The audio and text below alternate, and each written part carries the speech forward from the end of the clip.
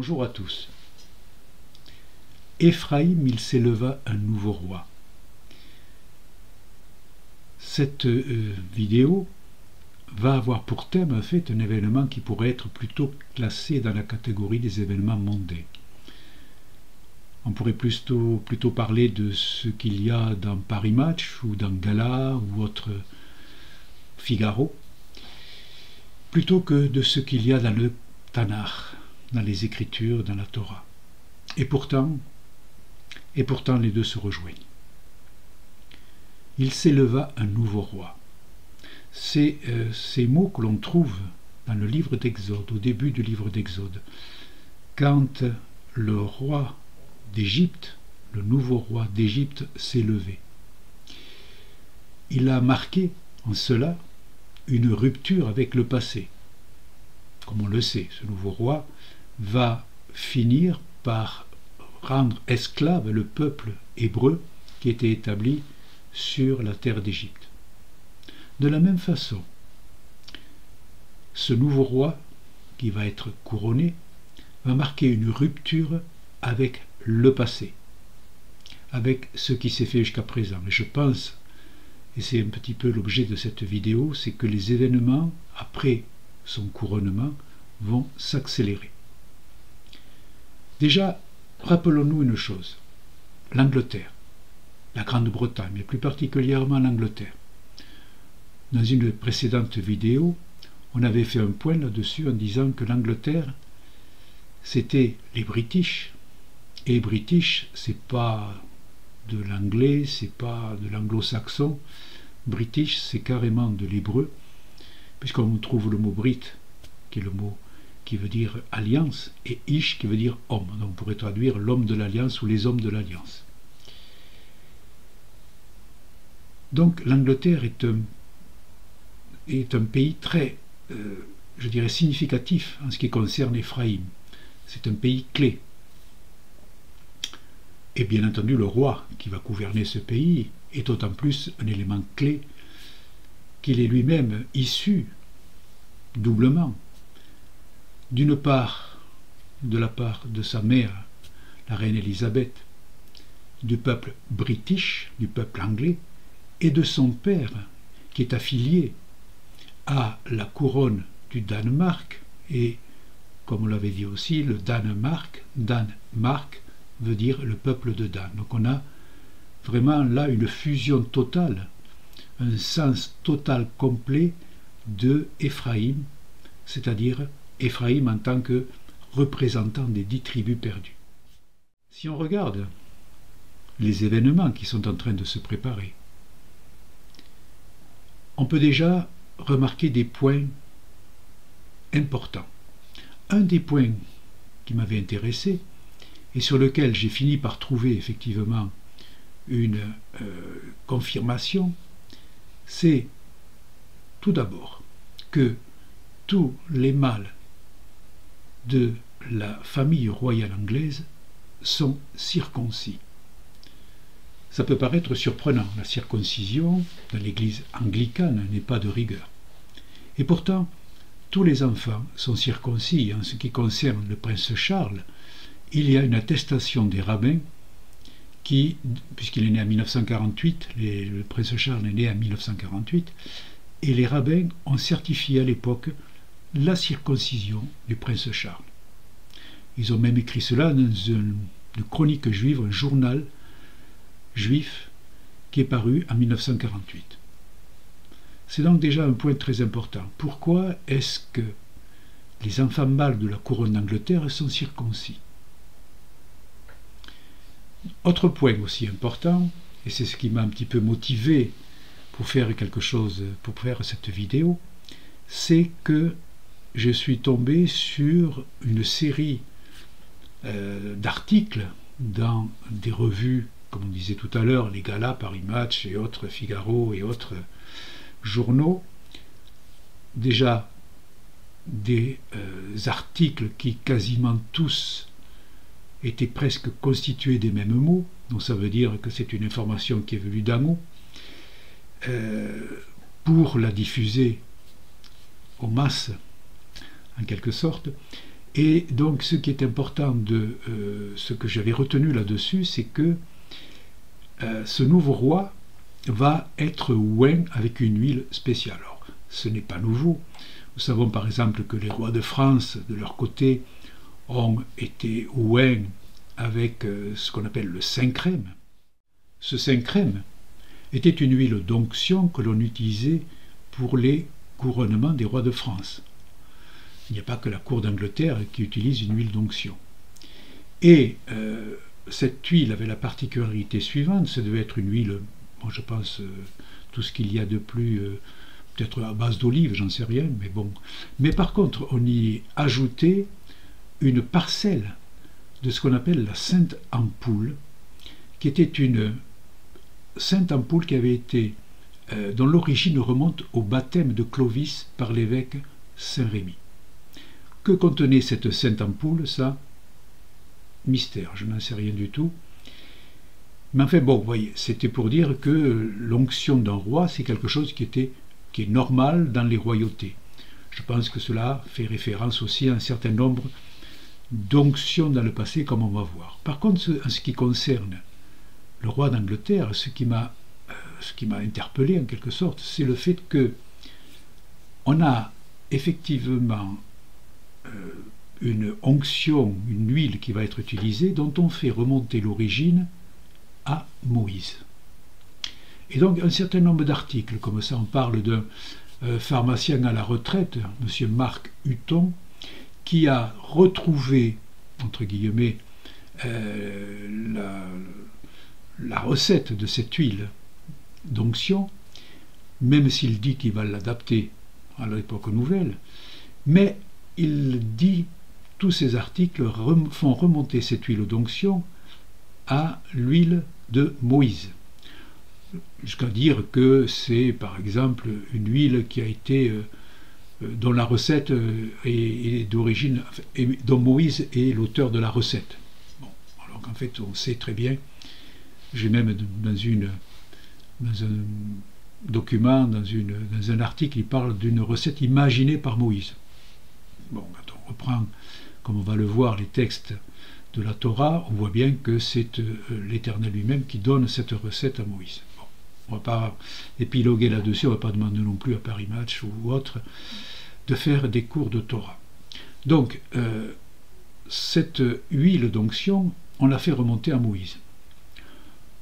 On va voir que c'est quelque chose qui est assez particulier, puisque si on reprend justement le texte d'Exode, dans le chapitre 30, les versets 22 à 33, qui nous parlent effectivement de cette huile d'onction, donc il donne la recette totale, comme vous pouvez le voir, il donne la recette avec les quantités, tout ce qu'il faut mettre à l'intérieur. Il précise bien que cette huile d'onction doit être utilisée qu'à des fins très précises. Premièrement, elle sera utilisée pour tout ce qui concerne le Mishkan, c'est-à-dire le sanctuaire, et tout sera passé, tout sera oint avec cette huile dans le sanctuaire. Et les seules personnes qui seront à même de recevoir cette huile d'onction, c'est Aaron et ses fils, autrement dit les Kohanim, qui seront oints avec cette huile. Et il est bien précisé dans le texte ensuite de la Torah que nulle autre personne ne peut être oint avec cette huile. Donc déjà, faire remonter à Moïse l'origine de l'huile d'onction, c'est un petit peu, je dirais, un petit peu ses limites en termes de connaissances bibliques.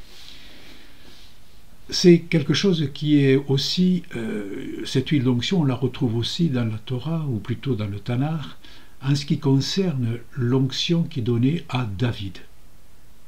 Donc comme on voit dans 1 Samuel, que le prophète Samuel va oindre d'huile la tête du jeune David pour lui signifier sa royauté.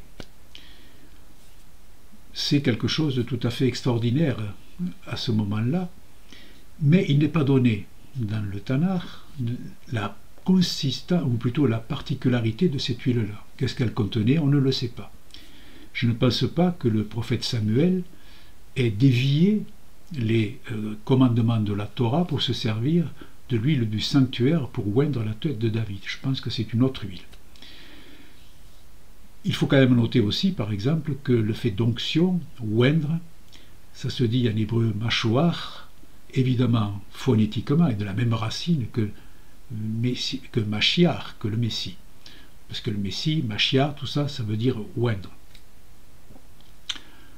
Bon, alors, qu'est-ce que cela veut nous dire? Quel est le message qu'il y a là derrière? Est-ce qu'on veut nous montrer, bon, sachant déjà qu'on parle de quelqu'un qui est circoncis, est-ce qu'on veut nous dire qu'il va recevoir une huile d'onction qui remonte à Moïse d'après les journaux? Est-ce qu'on veut nous faire montrer, est-ce qu'on veut nous faire qu'on insiste sur le fait qu'il serait un successeur de David, un nouveau Messie en quelque sorte, puisque nous savons que David est le représentant de la lignée messianique. Déjà, il faut conserver cette idée-là en tête. C'est quelque chose qui est important aussi à retenir. Un autre point, c'est la date du couronnement. Alors, d'après toujours nos sources par Image, Gala, etc., cette date du couronnement a donné lieu à un certain nombre d'allers et retours. C'est-à-dire qu'au début, on disait que c'était en octobre, puis en novembre, enfin bref. Et puis maintenant, c'est arrêté et ça sera le 6 mai 2023. Vous pouvez le noter dans vos agendas. Le 6 mai 2023, soit dans le calendrier hébreu, le 15 Iyar 5783. Alors, qu'est-ce que c'est que cette date? Déjà, c'est un samedi, donc un Shabbat. Bon, après tout, vous savez qu'en Angleterre, c'est vrai d'ailleurs qu'en Angleterre, le samedi a toujours une particularité, ça a été toujours une date, un jour particulier qui était bien marqué quand même dans la semaine. Mais en fait, ce sera un Shabbat, ça sera un samedi. Mais ce n'est pas tout, parce que le 15 Iyar, c'est le lendemain du 14 Iyar. Jusqu'à présent, je pense que vous êtes tous d'accord. Et ce 14 Iyar n'est rien d'autre que ce qu'on appelle le Pessah Sheni, autrement dit la deuxième Pâque. Cette deuxième Pâque, elle figure d'ailleurs dans la Torah. Dans Nombre 9, versets 9 à 12, il est dit « L'Éternel parla à Moïse, parle aux enfants d'Israël et dis-leur, si quelqu'un d'entre vous, de vos descendants, est impur à cause d'un mort ou est en voyage dans le lointain, il célébrera la Pâque en l'honneur de l'Éternel. C'est au second mois qu'ils la célébreront le 14e jour entre les deux soirs. » C'est-à-dire que le 14 Iyar sera, dans le calendrier juif, Pessah Sheni, la deuxième Pâque. Pour les gens, comme on voit, qui n'étaient pas purs, qui n'étaient pas prêts pour la première Pâque, qui est évidemment le 14 Nissan. Alors, en quoi cela est-il intéressant? Eh bien, à plus d'un titre. Déjà, la particularité que nous avons le 14 et le 15. Bon, alors, c'est vrai que peut-être, pour des raisons, je dirais, de disponibilité, entre guillemets, ou de particularité de la couronne d'Angleterre, on n'a pas voulu mettre quelque chose le 14 directement, mais le jour suivant. C'est quand même le jour suivant. Alors, maintenant, regardons un peu plus près ce texte qui a créé le Pessah Sheni. Dans Nombre 9, versets 6 à 7, on a cette précision qui dit qu'il y eut des hommes qui se trouvaient impurs à cause d'un mort, ne pouvaient pas célébrer la Pâque ce jour-là, et donc ces hommes-là sont allés voir Moïse et Aaron, de façon à ce qu'ils puissent, eux, ils ont réclamé en quelque sorte une deuxième célébration de Pessah pour eux, parce qu'ils n'étaient pas purs, pas préparés pour faire la première Pâque. D'où Pessah Sheni, la deuxième Pâque. La tradition nous rapporte la chose suivante. Elle nous dit, oui, ces hommes étaient impurs à cause d'un mort. Mais quelle mort? De quelle mort parle-t-on? Eh bien, ce sont les hommes, nous dit la tradition, qui transportaient le corps de Joseph. Vous savez, le fils de Jacob, celui qui était en Égypte et qui a regroupé tous ses frères, le père de Éphraïm et de Ménaché. Encore un petit clin d'œil. Le père de Éphraïm et de Ménaché. Le 14 Sheni, c'était pour la purification. Après purification, c'était les hommes qui transportaient ce corps-là. Le 15 Iyar, nous avons le couronnement du nouveau roi. Alors, il y a aussi un autre point. c'est pas fini. Il y a encore un autre point qui m'a intéressé, c'est le fait que, comme vous le savez peut-être, le roi d'Angleterre est constitutionnellement le chef de l'Église anglicane, sachant que la religion anglicane est toujours considérée comme religion d'État. Il a le titre de gouverneur suprême de l'Église d'Angleterre. Et, bon, c'est un titre peut-être honorifique, mais en fait, il a quand même une fonction, on dirait presque ecclésiale, même si cette fonction ecclésiale se limite à valider les nominations à l'intérieur de cette Église, nominations, je le signale en passant, qui sont proposées par le Premier ministre du gouvernement anglais. Voilà, donc c'est quelque chose de très particulier. Nous avons donc là une personne, un roi, qui est circoncis, qui est donc roi, et qui est aussi qui a une fonction religieuse. Et cela me fait penser à une personne très importante qu'on trouve dans le Tanakh, qui est à l'origine des 10 tribus, qui est à l'origine effectivement de la scission d'Israël, c'est Jéroboam. Comme vous le savez, Jéroboam est un Éphraïmite. Il est descendant d'Éphraïm. Ça a été le premier roi du royaume dissident d'Israël. Et il a créé une nouvelle religion. Donc je vous réfère, il faut regarder dans 1 Roi, chapitre 12, hein. Vous avez là toutes les explications. Et il a créé une nouvelle religion et il a essayé, avec l'histoire du sacrifice qu'il voulait bénir, sa main qui a séché, enfin voilà, vous avez tout ça dans le livre des rois. Il a essayé il était roi, donc il a essayé de devenir aussi le chef en quelque sorte de la religion des 10 tribus du royaume d'Israël. C'est quand même lui qui a imposé au royaume d'Israël, pour éviter que les Israéliens du royaume d'Israël, les Hébreux du royaume d'Israël, reviennent à Jérusalem pour les fêtes de l'Éternel, c'est lui qui a créé cette nouvelle religion avec 2 veaux, un à Bethel, l'autre à Dan, et puis qui a créé tout un système religieux qui n'avait plus rien à voir avec les commandements de l'Éternel. Comme toujours, lorsqu'on commence à se détacher des commandements, la voie qui mène à l'idolâtrie, aux fausses doctrines, s'ouvre en grand. Alors l'idée qui me vient là derrière, est-ce que ce Charles, aujourd'hui, à l'époque dans laquelle nous sommes, dans le contexte dans lequel nous sommes, ne serait-il pas un Gilgoul de Jéroboam? Ça, l'avenir nous le dira. Ce que je pourrais dire maintenant pour clore ce chapitre du couronnement. On revient à une prophétie qu'un prophète Abdias a donnée dans le verset 18 du chapitre 1. Une prophétie très importante. La maison de Jacob sera un feu et la maison de Joseph une flamme, mais la maison d'Ésaü sera du chaume, qu'elles allumeront et consumeront, et il ne restera rien de la maison d'Ésaü, car l'Éternel a parlé.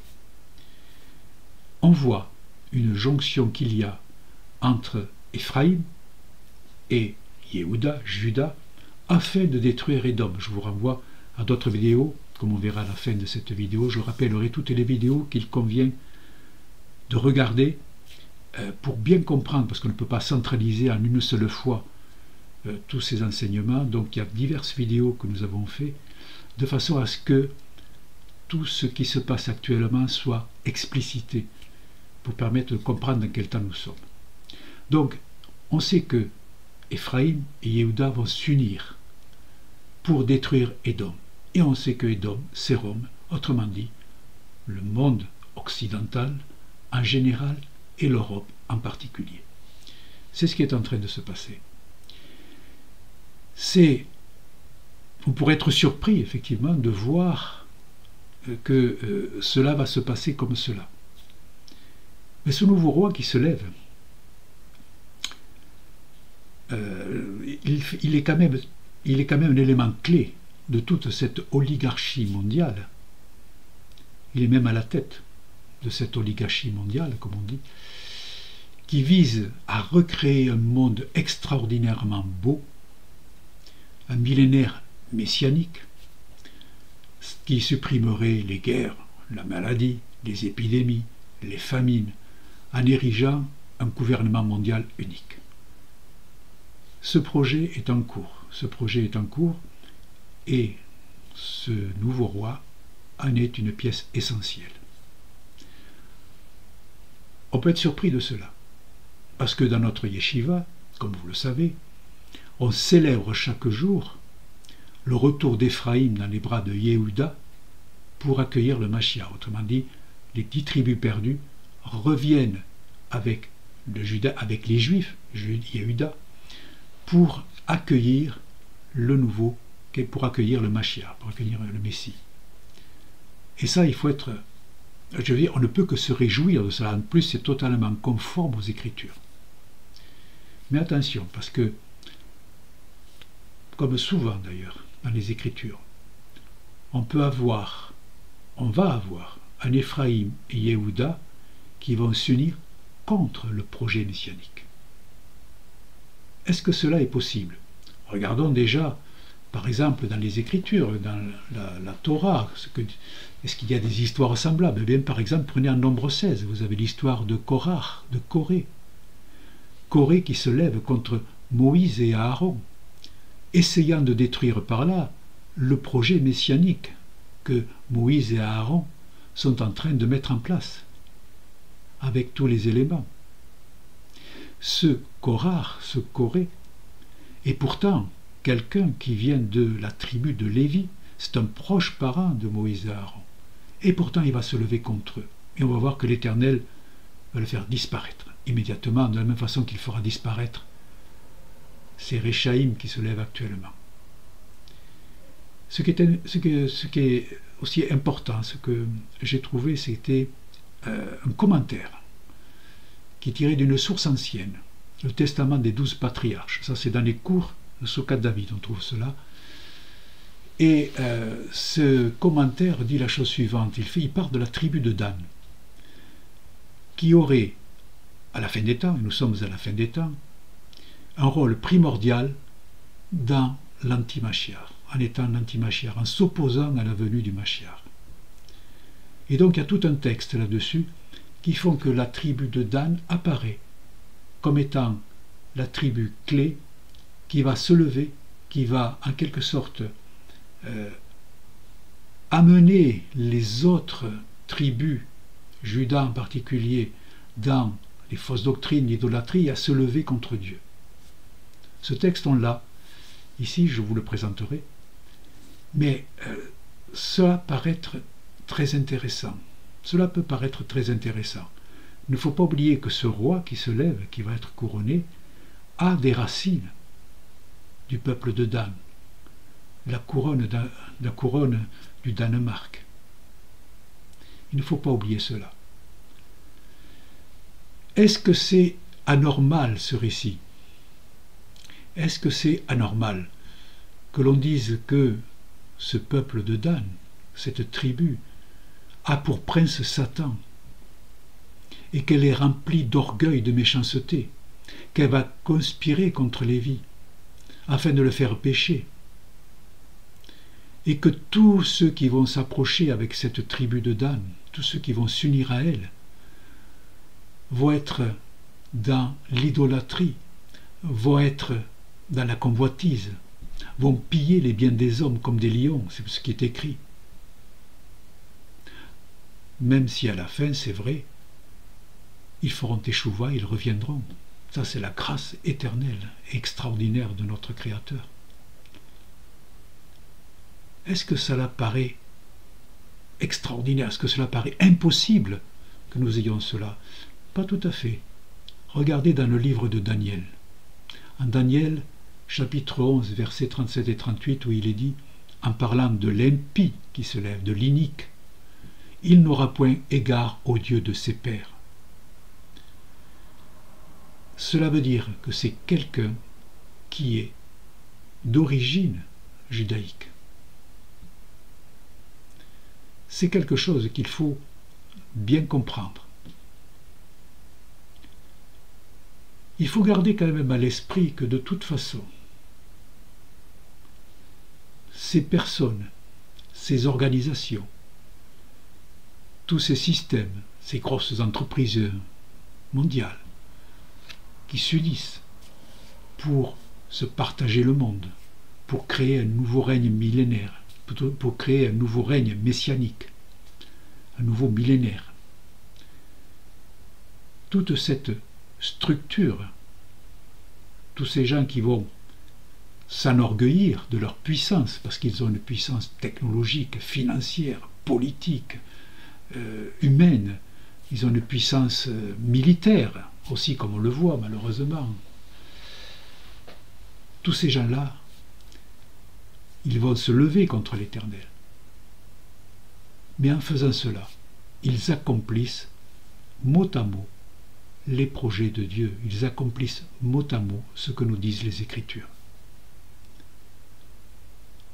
Comme il est dit en 2 Thessaloniciens, par exemple, il est dit que personne ne vous séduise d'aucune manière, car il faut que l'apostasie soit arrivée auparavant et qu'on ait vu paraître l'homme impie, le fils de la perdition. Attention à l'apostasie, je fais une petite parenthèse, puisque de la même façon qu'il y a une prévision, et ça va arriver, d'un nouvel ordre mondial, c'est-à-dire un gouvernement mondial, de la même façon, les mêmes vont tenter, ou vont créer une religion mondiale qui va prendre un peu de ceci, un peu de cela, un peu de judaïsme, un peu de christianisme, un peu d'islam, un peu d'hindouisme. Tout cela, c'est en cours, c'est en train de se mettre en place. On voit que c'est annoncé. Donc, soyez très attentifs à tout ce qui se passe là-dessus. Et donc, ce que nous dit ce texte de 2 Thessaloniciens, c'est que vraiment, ce fils de la perdition, c'est l'adversaire, c'est celui qui va se lever contre Dieu et qui va s'asseoir dans le temple de Dieu, se proclamant lui-même Dieu, parce que l'orgueil va tellement les dévorer. L'orgueil va tellement les dévorer qu'ils vont se lever contre leur Créateur. Et pourtant, ils connaissent Dieu, ils savent ce qui va leur arriver. Ils connaissent les Écritures. Je vous renvoie à certaines vidéos où on voit le président de la République française lire quasiment, annoncer les Écritures. Ils savent ce qui va leur arriver. Ils savent qu'ils n'en ont pas pour longtemps. Ils savent qu'ils doivent mettre leur projet en place très rapidement. C'est pour ça qu'ils sont si pressés et que les événements vont se précipiter encore plus, de façon à ce qu'ils puissent, dans leur tête, à leur façon, recréer ce nouveau monde qu'ils pensent être un monde éternel, mais qui en fait sera détruit par la venue du Mashiach. Donc je disais une chose, il faudra que ce couronnement ait lieu. Je pense, mais là c'est tout à fait personnel, que d'ici cette date du mois de mai, il ne devrait pas y avoir de grosses catastrophes ou de conflits. Encore que je dis de grosses catastrophes, c'est peut-être très relatif tout cela, sachant encore la technologie qu'utilisent ces gens-là. Il ne devrait pas y avoir au moins de conflits importants, si ce n'est malheureusement celui qui est en cours. Mais après, que vont-ils nous réserver? Cette folie des grandeurs qui va les saisir, ça va les prendre, ça va les amener à se lever contre Dieu et son oint. Et on sait que son oint, le Mashiach, va les détruire de sa bouche. 2 Thessaloniciens, et alors paraîtra l'impie que le Seigneur Jésus détruira par le souffle de sa bouche et qu'il écrasera par l'éclat de son avènement. Mais ça, c'est une autre histoire qui est en train de s'écrire. Tout ce que je peux dire, c'est que nous devons avoir du courage, nous devons être courageux, être confiants, car nous serons vainqueurs en Yeshua Mashiach. Je rajoute une chose, c'est qu'il est important aussi de comprendre qu'il faut se former, étudier, grâce à la Yeshiva Soukat David, étudier la Torah, étudier tout ce qui touche le Zohar, étudier tout ce qui touche le Tikkun HaNefesh, c'est-à-dire le fait de purifier son âme avec les cours que Aura a mis en ligne. Vraiment, vraiment, il est encore temps de le faire. Nous avons encore les outils disponibles pour le faire. Peut-être que ça ne durera pas très longtemps. profitez-en, inscrivez-vous, étudiez, rentrez dans les études de la Torah, rentrez dans les études de Soukat David et vous verrez que ça va vous aider dans votre vie. Voilà, c'est tout ce que je voulais vous dire. Donc attendons maintenant le couronnement. Vous pouvez mettre des bouteilles au frais si vous voulez. Et puis nous verrons bien après. Que l'Éternel vous bénisse et vous guide. Amen.